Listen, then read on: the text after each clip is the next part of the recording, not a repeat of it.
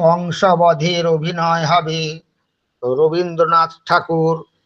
বাদল করেছে মেঘের রং ঘন নীল, ঢং ঢং করে 9টা বাজলো।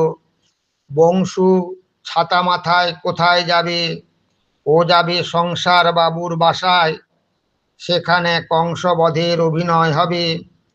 আজ মহারাজ হংসরাজ সিংহ আসবেন, কংসবধ অভিনয় তাকে দেখাবে। বাংলাদেশে তাঁর বাড়ি নয়, তিনি পাংশুপুরের রাজা। সংসার বাবু তাঁরই সংসারে কাজ করেন। কাংলা, তুই বুঝি সংসার বাবুর বাসায় চলেছিস? সেখানে কংসবধে সংসাজতে হবে।